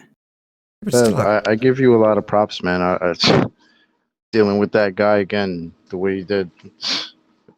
Kudos to you, bro. Because I have no respect for that guy as a human. The way he treats people and talks about people's kids. That's just not cool, man. He's an abject retard. Yeah. He is an abject retard. If P equal Q. He said that was a joke last night. He will not talk about that in the debate because he said that's a joke. But I mean, it exposes him with the logic. He doesn't understand logic. He doesn't understand geometry. He doesn't understand the meaning of words. He doesn't understand science, that's for sure. He doesn't understand science. I mean, he did get triggered last night at me mentioning that I was doing the salt water egg experiment. Like, I think that's triggered one of his tirades because that's teaching children. I don't know. You know what? He just likes to call people child abusers for no reason. I think we do need to have a conversation about what people are teaching children and whether people are allowed to just call people names for it. Yeah, they're the child abusers. Yeah, Bev, I think I listened to the show last night, Bev, and they timed me out of chat. They wouldn't let me in chat, and I didn't ad hom anybody, and they were ad homing me, as you saw later. but he's just projecting. I think maybe he has been through some troublous times. So Oh when he's God, calling, no! Can we not do this? Yeah, please. Yeah. Let's not do this, All right. please. I Okay, was that's fine. that close to stopping it before now. Look, we're now guilty of something that I summed up in the pre-show. You're like, let's not make these baseless assertions. It's different when Brenda's here and you can get her to qualify what she means and try and at least try and expand on it. And unless you can qualify some of these examples that you're giving, they're just baseless assertions at this point. Now, I'm not saying they're not But true. what I won't go further, but what I was saying, and I won't go further in my explanation, is that in my life, when I accuse someone of something, I've either experienced it myself or I've experienced someone else's situation. That's all I'm saying. All right, let's give some cowbell. I already gave one. If P equals Q. That's one. Here's another one. In less than 15 seconds, Fight the Fat Girth moron said a hypothesis is an explanation and then said a hypothesis isn't an explanation. There's some cowbell for you. See, that'll accept. See, the if P equals Q, that I would let. That's like majoring on the minors. Minor mistake. No, that's a major mistake when you're putting if P then Q, because if P equal Q is saying if P is Q. Yeah. But did you hear the rest of that actual? He went, here is my modus tollens. And then he wrote the whole thing out. It wasn't just the if P equals Q, but it was the rest of the whole thing. Well, it was a the totally rest of the whole thing was based on statement. P equal Q. Okay, let me just ask a couple of questions. When he actually formulated the logic in that manner, did he say if P equals Q? Did he actually say that? He wrote it. I can get it. I can put it in the. But did he say it? He wrote it down. I know he wrote it down. I've seen it. show. I've seen it. I'm asking, did he write equals and say then? Let me find it. Yeah, I'll get it for you.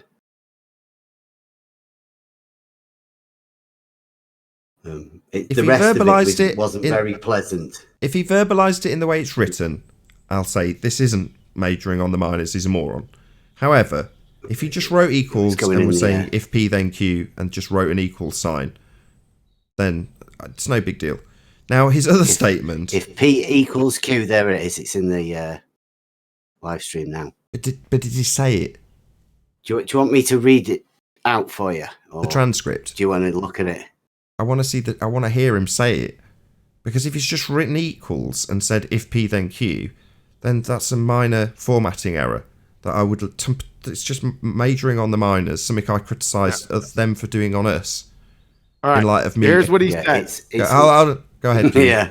Hold on, Bev. Go ahead, QE. My modus tollens. If P equal Q, not P, then not Q. He said that. Those were his words. He wrote it.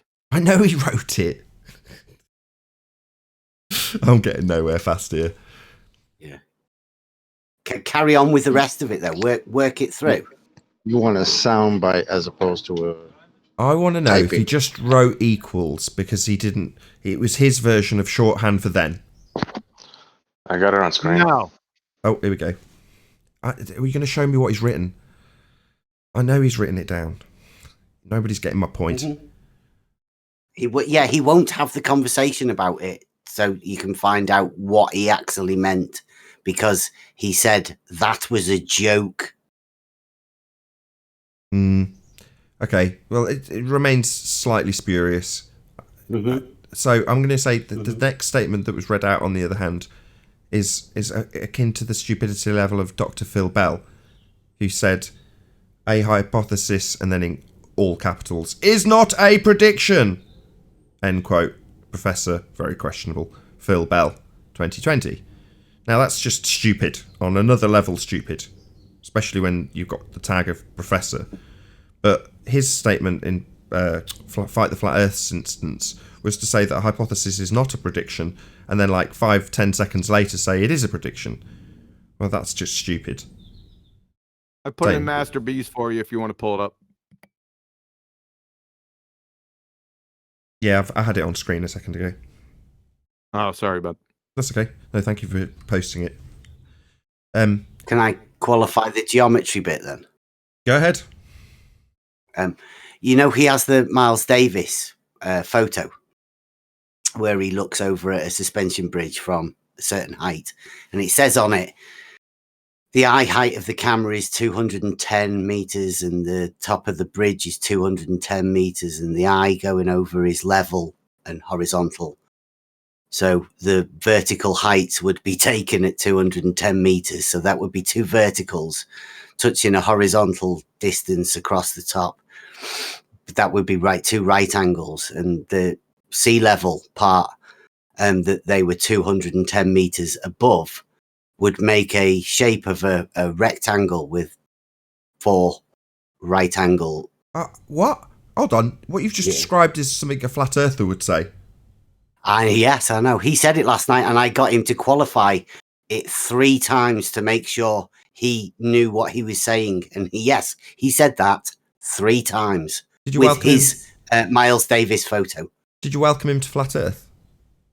Well, I thought I'd just let it go because he wouldn't be able to take it. But yeah, he's there already. That's the OLR. That highlights one of the issues that's been made more prevalent by the Black Swan, which is to say that they need to perform geometry, right?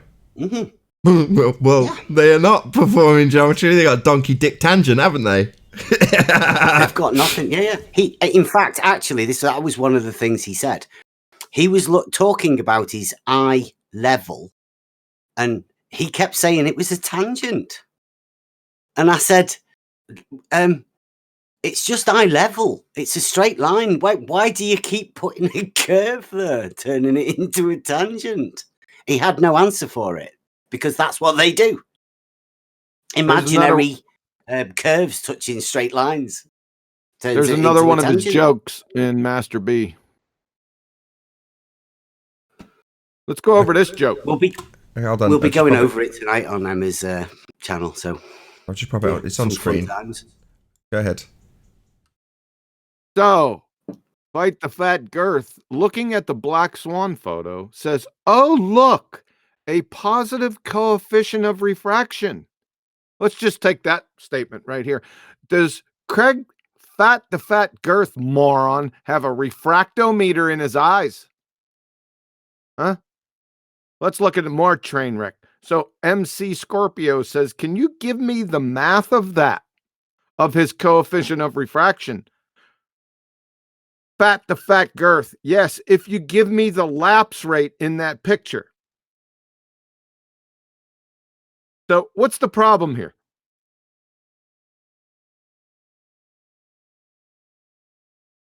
Anyone? He already had the coefficient before he even had the math. The first problem is he has a refractometer in his eyes. The second problem is for him to make this statement, the look of positive coefficient of refraction, he would already have had to know the lapse rate. And with that, I'm going to say, if you are watching this on the Nathan Oakley 1980 premiering stream, then stay tuned, as there will be an after show to follow. Unfortunately, if you're watching this live on Nathan Oakley channel, this is where we bid you farewell. A huge, massive, enormous thank you to all of you smashed the super chat, liked, commented, shared, subscribed, and all that good stuff. Be sure to check out nathanoakley.com and the Flat Earth Debate Forum to keep up to date with the community debate. Another massive thank you to today's Discord and G Plus panels for making this live show possible. I've been Nathan Oakley. Stay tuned if you're watching on the premiering stream, and I'll see you all in the next video. Oh, what a day! What a lovely day!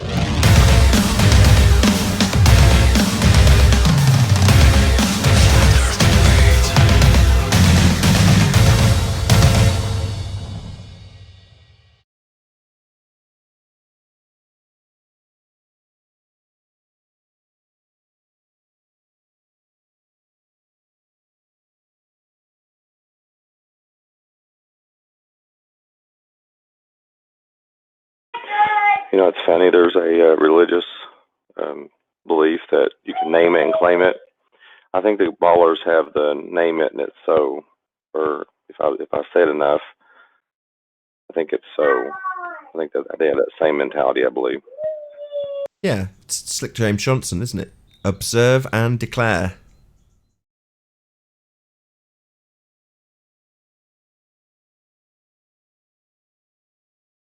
I showed that where I could get the the oil rigs to sink below the horizon on the refraction simulator, and I showed it to Zanuck. He says, "Let me check your numbers." So far, silence. He's not done. He's not come back with me on anything about it.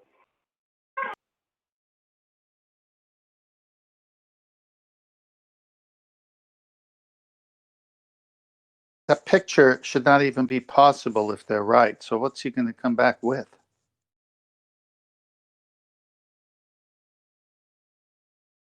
Well, right, and well, I mean, the thing is, I mean, that's a demonstration of one of the effects of refraction. It's called sinking. So, what are they going to say?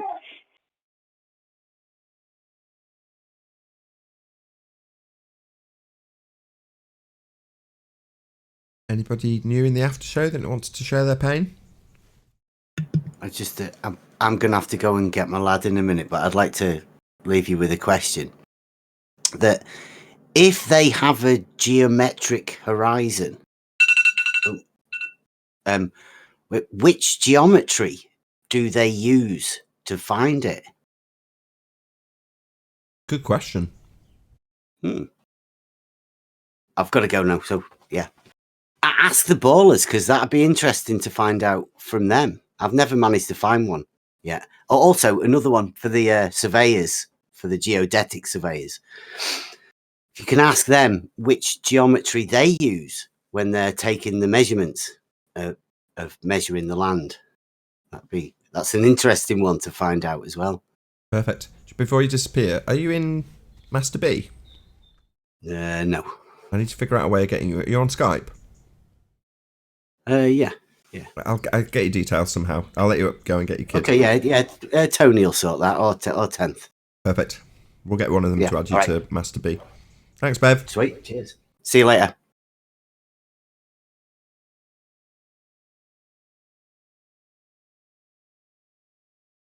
Wasn't that fun? Very pleasant.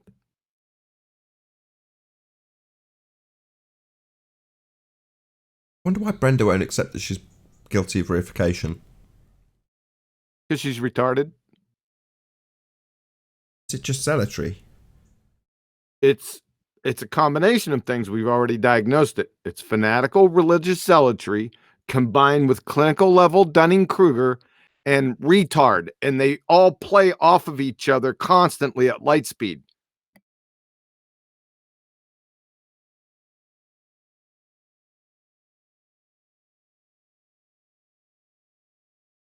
The scary part, they don't know it.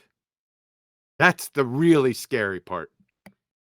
Yeah, but it's because when they seek affirmation of their nonsense, they receive it pretty quickly. Not only do they receive it quickly, their affirmation is the current rhetoric. It's the, what's the word? The status quo. So it's the top result on Google. And that's it. That's enough confirmation. Yeah, because that's where they get their epistemology from Wiki and Discovery Channel. So whatever the pseudoscientists say, they just mindlessly parrot it.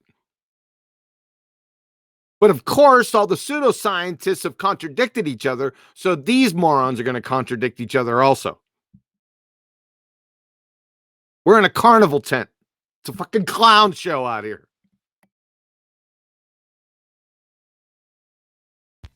I have a question. Go ahead.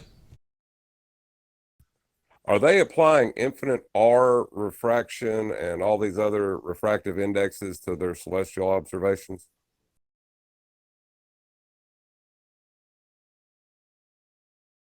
No, it's a different bullshit breed of refraction. That's what I thought. Because they always say it's negligible on the celestial ones, but it's not on the, it's kind of So terrestrials, what we deal with on the ground, and stellar is what they deal with in the sky. So there's two different bullshit types.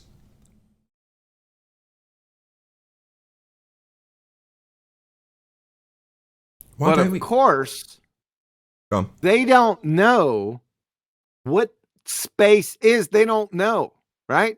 So even in their fairy tale paradigm, they don't know the medium that the light's traveling through, right?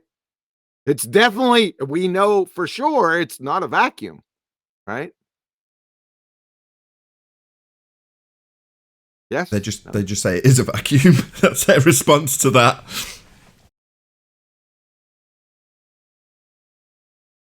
Nathan, isn't it interesting that in the pre-show we talked about, excuse me, how people will self-program themselves, and they've just put out these statements saying gravity's not a force, and then the people self-program themselves and make it a force, and then Brenda comes in and fulfills that very topic right after we had the talk. Yeah, literally.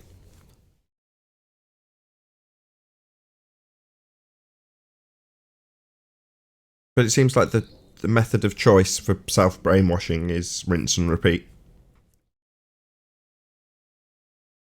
Block out. Well, if you have cognitive dissonance and it changes your paradigm, what else are you left with other than rinse and repeat and keep saying it over and over to yourself? Yeah, but until Arwen described it as them chanting, it never really occurred to me that, you know, I used other analogies like them being stuck records. John calls, Quantum Eraser calls them parrots. But it's the chanting one that resonated the most with me. Boom, boom. But it is chanting, so she's saying, no, gravity's a force, gravity's a force, gravity's a force. The force is holding it perpendicular. She's chanting it. Well, who would have thought that a table that was at IKEA for a month had a month's worth of space-time there, and then when it came to your kitchen, and it's been there after assembly for 2 hours, it's got a new location for its space-time. Who would have ever thought that?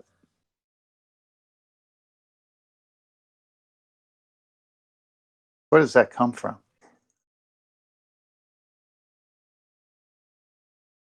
Probably the same place that the CGI globe I described for the BBC ident came from. Just some random dude or dudette that's decided that they need to square a circle. It doesn't make sense. Layers and layers of bullshit. It's all just come from a ground roots level and permeated throughout the rest of society because they all need another little, crutch for their religion that doesn't quite work. Now, the fact that most people aren't questioning their religion when they receive the crutch, the smear, the bullshit, they just take it as read when it's received and will be pulled upon should it ever be challenged in future. They don't appreciate that new smear has come by way of somebody highlighting a failure in the model or whatever else. It's just a new piece of information about how their world works, and it's always worked the way they thought it would in terms of its veracity up until then. So the new information is the bit that's prevalent, because that's the bit that's going to work its way to the top and then get permeated out through all the different channels that people receive this garbage information on. But in that process, Well, I guess I was just going to say, in that process, there's no nefarious character, is there? There's no one to point blame to. No, yeah, I think we covered that in the pre-show. My point, excuse me, my point was not the nefarious character at this point, but when a person, because of cognitive dissonance or the inability to use logic and judge it by reality that is in front of you, has to defend this concept by saying my table represents space-time. That is a new level of just such ridiculous context. I mean, I'd have to sit down and just think what kind of a mind would go there rather than say, hey, you know what? Why is perpendicular have anything to do with gravity? Well, I mean, they have to install that word to everything. They can't let it go. Well, in that instance, she needs it perpendicular to gravity because it's a way of weaseling in an assumption of R. So if it's perpendicular to gravity, it's assumed that if you move 5 miles that way, your down isn't the same down as the first down you assigned perpendicular to gravity. So it's just a way of begging the question that you're going to be assuming that both of them are pointing straight down, but by comparison, one isn't. They're pre-assuming the spherical nature by saying it's perpendicular to gravity rather than it's just pointing down. Correct. The gravity.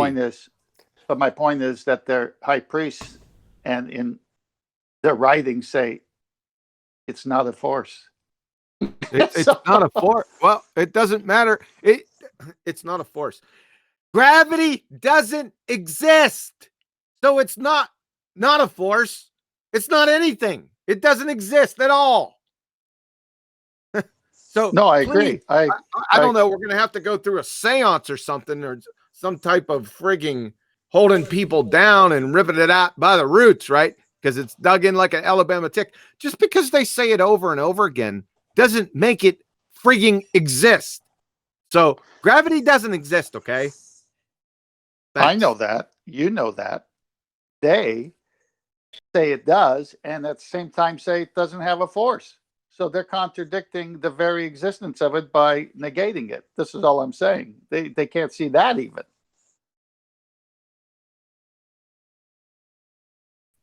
Well, even at the top, I think the same thing that Nathan described is happening, because like with GPS satellites, they take the points that they get and they form a flat plane, but that doesn't match up in their head. So they apply special relativity to their data, and that bends a flat plane around a ball.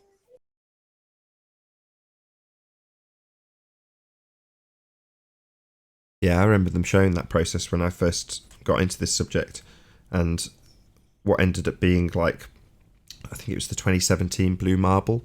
They showed you how they got the scan data to a certain stage, and it looked like a squashed donut with these like ribbons of flat data wrapped around it. So they're explaining that, like you say, they're taking the scan of the land and it's all coming out flat, but then they have to wrap it around, and it's quite a complicated process. And what we end up with is this hodgepodge mess of flat stuff wrapped around a donut. It just looked a right mess. I'm sure you could probably still find it with a cursory Google search, but that sort of squashed looking rendered data is where they got to before they actually produced is it 2017 Blue Marble? I think it is 2017. But that was the end result of that process. And they had to jig it and fiddle with it, and it didn't work. They had to put a lot of horsepower into the rendering of it because it didn't work. That's the bottom line. The scans they took of the flat plane don't wrap around a sphere. It should be bloody obvious. But there we go. Some guy that's just set to task of doing it just goes about his life doing it. And when it doesn't work, he fiddles with the software and makes it work until eventually you end up with a little ball. And there you go. That's what it is. Well, is that any different than Andrew Thomas Young on his page on refraction, saying that all the calculations for refraction were done on the plane surface, but if you want to know how it works on the sphere, click these 3 hyperlinks?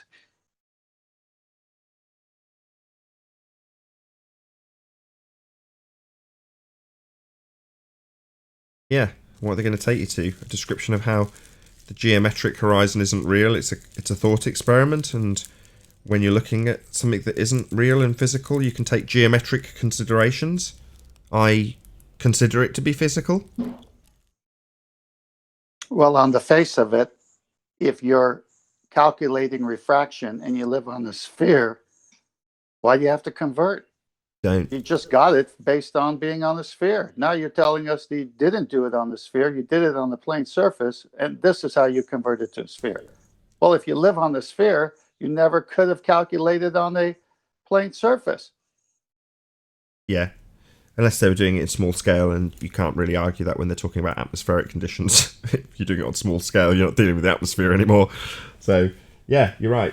In order to have those attributable spherical effects, you'd need to be doing it on a sphere in the first instance, not make a conversion. The same applies when they measured the astronomical distances to the stars, inserting their R value and making the adjustments. Well, that's just adjusting stuff to wrap your way around a sphere that you think you're standing on. But the measurements you're taking aren't in any way implying that. Far from it, they're implying the contrary. And it's the starting point, and it's the basis for the mathematics. So it's like, well, yeah, everything we're dealing with is flat. And yeah, occasionally, and in the education system, we're taught about how you can wrap it around a sphere and assume an R value. Can I pose a question based on your last statement of a small scale? Sure. When they say, or when you say they may be doing it this way, well, then if we take a 1 foot observer height and the geometric horizon must be no more, every horizon distance must be no more than 1.225 miles. Is that a small scale? No, that's not small scale. Small scale would be doing it on a football. Well, in relationship to what is something considered small versus, because if we're seeing a picture that shows the horizon beyond the second platform, well over 9.41 and 10.10 miles, addressing the two pictures, and even further than that, but we'll just use those.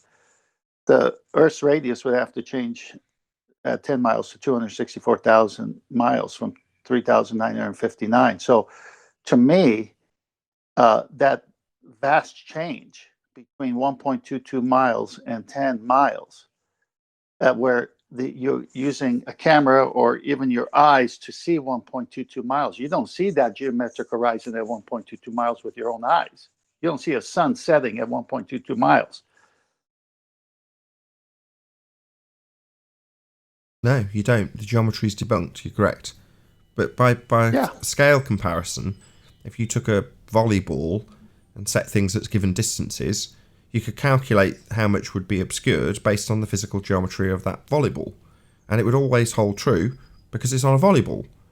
Now, if somebody told you that they were doing it and they only ever showed you a super zoomed in view and to ask you to do the calculations on what they told you was a volleyball, but turned out to be a Zorb ball, you know, one of those giant balls that you roll around in, and you didn't know from what they showed you in the very zoomed in images, and then you just did the maths, you'd calculate that the ball you were actually looking at based on the physical geometry of it was bigger than what they told you, i.e. they told you were working with a volleyball, and then you went, well, no, based on the geometry and the physicality of the obstruction I'm seeing in this very zoomed in shot that you've given me to do the maths on, I can calculate that the ball that you're actually showing me in this image is this big, about the size of a Zorb ball, because you could do the geometric mathematics. Now that's always going to hold true because you are physically on that Zorb ball or on a volleyball. So the geometrics are always going to apply in terms of how you calculate it. Now the problem is that the way they calculate globe geometry is a bastardization of geometry to begin with, because they're taking stuff that you see in a picture and turning it side on to do perspective exclusive geometry on things that are hidden based on their actual values. So it's a construct of global indoctrination, the curve calculator. The fact they call it geometry and show you geometry inside profile doesn't mean it's applicable in a real world way. So could you translate that and back engineer that and say, well, based on how much they say the curve calculator gives you at distances prevailing in their large scale model, could you do the same thing on a small scale with a volleyball? I would say no, because the effects of perspective are going to still be there on the volleyball scale. When you try and apply the curve calculator's mathematics of how much is hidden, it's not going to suddenly disappear into the distance in the small scale in the same way it would in the big scale. So their globe geometry is no relevance to a small scale comparison. You're not gonna manage to weasel in the hijacking perspective element of that curve calculator if you translated it to a small ball. That's my point. And so we get the best you've done statement from Mr. Sensible, right? Proved the radius wrong, that we got the radius wrong. Yeah, well, he doesn't understand the implications therein. The reason all of his kin, if you want to call them that, are saying, no, the horizon's not physical, is because the only way to justify a horizon not being in the geometric location it's implied to be, if we're on a sphere, is to say that it's non-physical, non-geometric, undoing their own argument, and hope that the hand-wave Jedi trick works. That's their only hope. I mean, that is literally the thinnest of thin strands to be dangling from. Hoping that a Jedi mind trick will work when you're saying Earth is physical and spherical, and it has geometry that proves how physical and spherical it is. Here's the physical spherical geometry. And then you go, okay, so you've got a physical sphere edge for a horizon, and it's going to block things at these distances. And sometimes things, according to your bullshit version that's underneath, things will be lifted up in respect to the horizon. Okay, I'm all clear. And then they say, no, hold on. I'm going to wave my hand and tell you that actually that geometric horizon marked with an X and labelled horizon isn't physical. And hope that you don't realise that their whole argument is to try and convince you that you're standing on a physical sphere with physical sphere geometry. They'll say, no, not physical. Now back to us proving that it's physical and sphere-shaped. Hold on, you just waved your hand and told me that it's not physical anymore. No, you're not supposed to highlight my hand wave. You're just supposed to look dazed, and then we get back to the very real nature of us proving how physical our geometry is. Now for the stupid out there, they might go, okay, let's get back to proving how physical the horizon is with your geometric maths. If they miss the point and go, oh, okay, non-physical horizon for the 3 seconds it's a problem in this conversation. Because obviously after the hand wave, it's not a problem anymore that you've not got a physical geometric horizon to make your physical sphere Earth assertion with. But the more astute of us are going to go, hold on, isn't the very premise of your religion an assertion that we're standing on a sphere, that we've got sphere geometry in its physical nature, proven out by this physical sphere geometry maths? So your hand wave suddenly makes everything fall to pieces, rather than just being an okay, acceptable justification for the fact that the horizon's in the wrong place in a particular picture. That doesn't suddenly make the horizon your physical horizon anymore. Isn't that the end of your argument? No, the horizon is not physical. Let's get back to the physical maths. What's wrong with you? Just accept my hand wave. Yeah. They do it all in the same breath almost. They mesmerized because they know their target audience, right? Their target audience is more retarded than them, which is a feat in and of itself. So they can get away with it. That's why they're being targeted. You know, the ones that are slightly smarter know that they're appealing to the stupidest people. Stupidest, the most intellectually retarded, held back. Those people are more susceptible to handing out cash for various nonsensical fundraisers that aren't necessarily in any way, shape or form related to their YouTubing activities that are supposed to be debunking flat earthers. Nevertheless, they'll still contribute. And we talked about this a few shows ago. It really does speak volumes for how thick their crowd is.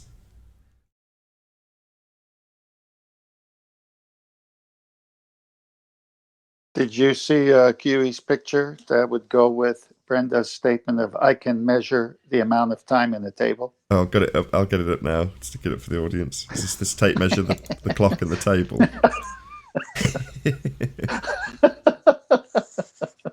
Very good.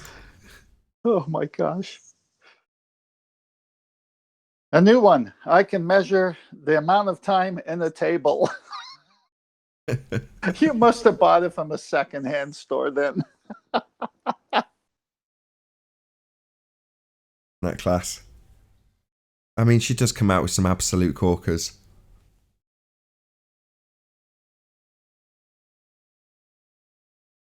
Who was it? Was it the one that originally came up with that? Yeah, in the cubic meter. How much time is there in a cubic meter? Yeah, how many cubic feet is there in an hour? And how much time is there in a cubic meter? And I remember him saying it and just going, you know, it's like the angels start singing. Ah. Yeah, that's a great one. I'm going to have someone up against the wall with that one day. They do have an answer for that. Oh, do they? 0.38 nanoseconds is what they claim. 0.38 nanoseconds. In a meter. It's completely non sequitur. Oh yeah, it's ridiculous. Well, that and saying that time moves faster or slower as you rise or lower in altitude that's ridiculous too. I'd love to see the maths. If anybody out there who's made that claim has got the mathematics for how they've qualified how much time there is in a cubic meter, please show it me. I could do with a good laugh. It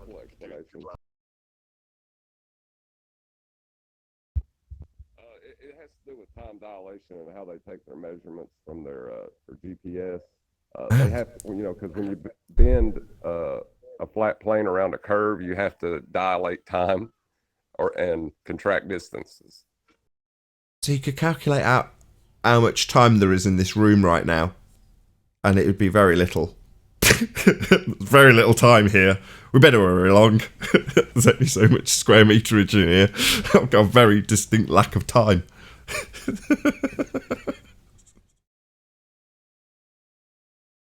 Gives a whole new meaning when you say, "I'm pressed for time. I'll be late." I'll be late. I've only got 16 cubic meters. That's a good way. We should start talking that way. Well, hey, are you going to be on time? No, I only got 16 cubic. Figure Why it are you out. late? I didn't have enough space. What's your problem? Take it up with Einstein. I did have enough space. I was held in by an atmosphere.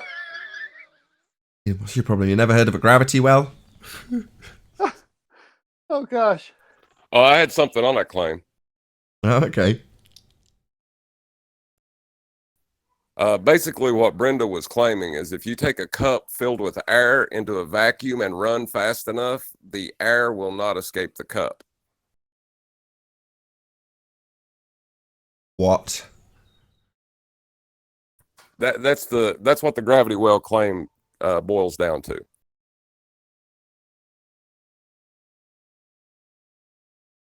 Okay.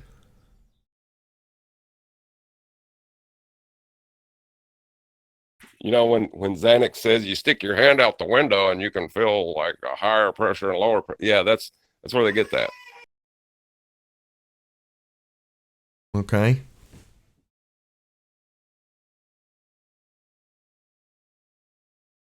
Can you repeat that? I was laughing still. I'm sorry. I had to go on mute. I was laughing so hard. But can you repeat that cup with air statement again? What they're basically saying with the gravity well claim is if you have a cup with air in it and you go into a vacuum at fast enough speeds, the air can escape. Can't or can? Cannot escape is what they're saying. Oh, can. You know, I don't think they've Does ever it- tested does- that or Does nothing. is it got a lid on it? Is it contained? I think I saw that on an episode of The Flash. It's true. On an episode of The Flash. Yeah. Okay, let's just quickly summarize the idea that gas will follow the law of entropy. I mean, I'm just totally kidding. Sure, but the speed that cup enters a vacuum is entirely irrelevant because gas behavior is just going to behave like it behaves. It's just going to expand to fill the available volume, regardless of how fast the air, which is already moving at high speeds in the cup to begin with, quite how it's remaining in the cup, who knows, who cares. But as soon as you enter the vacuum, all of those gas particles that are moving at high velocity will want to continue to move at high velocity and they'll just move into whatever space is available to them. Doesn't matter how fast the cup's going to begin with. It's totally irrelevant. Do they have a speed to that gentleman before? Did they assign a speed of how fast you had to run through that vacuum with that open top cup? I'm guessing it's whatever speed the Earth is traveling around the sun. That's probably what they're going to say. Just Okay. the right, Yeah, just the because- right amount to conceptually have a gravity well that's not a force, holding all the gas pressure in defiance of the second law of thermodynamics. About that sort of speed, conceptually. Well, you know, like they got to do something because it's ridiculous either way. Indeed. And with that, I'm going to say another huge, massive, enormous thank you to all of you who tuned in on the Nathan Oakley 1980 premiering stream for hopefully smashing the super chat, liking, commenting, sharing, subscribing, and all that good stuff. Be sure to check out nathanoakley.com and the Flat Earth Debate Forum to keep up to date with the community debate. Again, another massive thank you to today's Discord and G Plus panels for making the after show possible. I've been Nathan Oakley, and I'll see you all in the next video. What a lovely day!